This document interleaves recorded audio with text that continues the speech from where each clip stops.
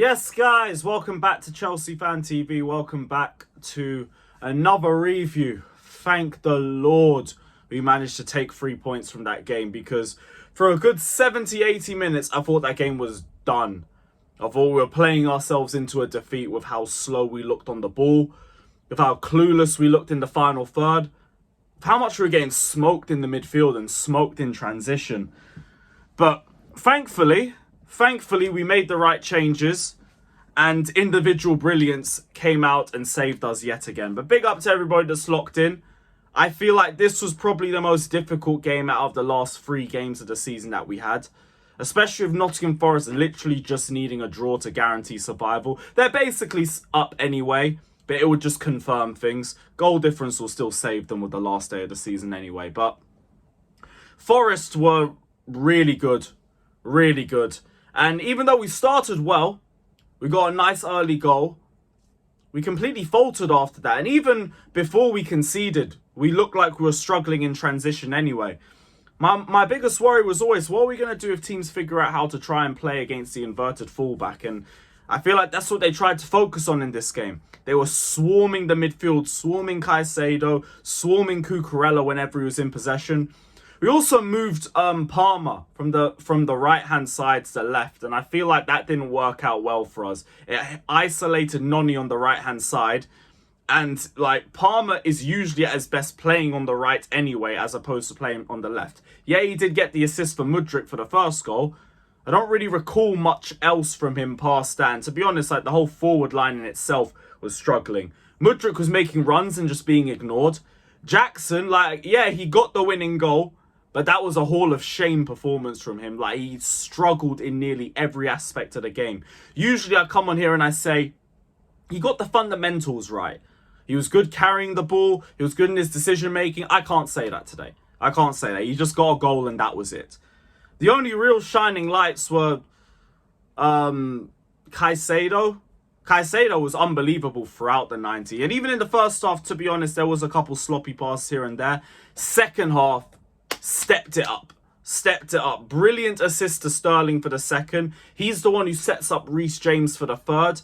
The guy's passing doesn't get spoken about enough, and his performances. I've been telling people, stop trying to run this narrative that Caicedo has been disappointing this season. It has genuinely been everything around him.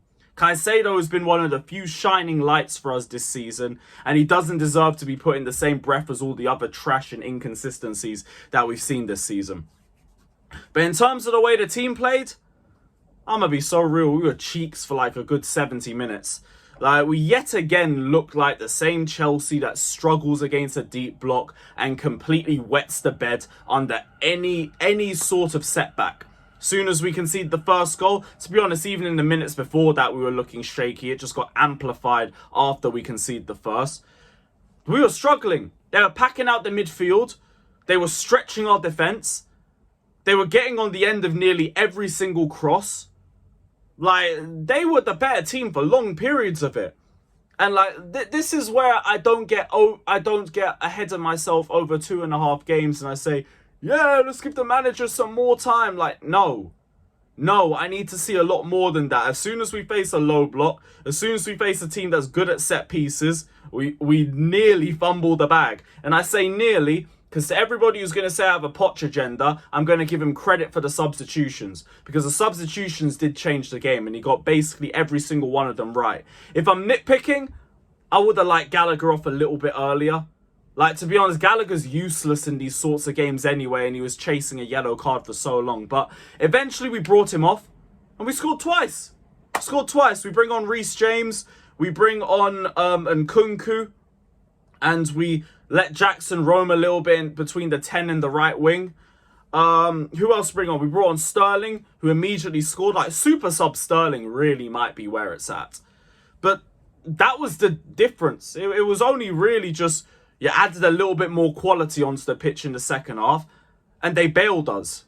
They saved us. That's why, in terms of the manager, like, credit for the substitutions. In terms of the game plan, you kind of ballsed up at the start, and you just got saved by the fact that we had quality on the bench. And yeah, I hear the arguments about injuries left, right, and centre, but it's more of an indictment on the way that we've been playing. Because that game, looked very similar to Sheffield United and looked very similar to Burnley. The only difference is we managed to bring on Sterling, we managed to bring on James, we managed to bring on Nkunku, and we didn't have that. That just sounds like individual brilliance to me. So, in terms of manager, I'm still in the same position as I was before with him. But credit for the substitutions. Credit for the substitutions. We take this to Brighton. We need to see 6 points out of our next 2 games. Save myself there at the end. And yeah, in terms of the manager, still just please leave. Please leave. But hey, it's good to finally break our away duck. That's our first win in like, what, 6 games? Great. Unbelievable. But yeah, that was not the most convincing of wins at all.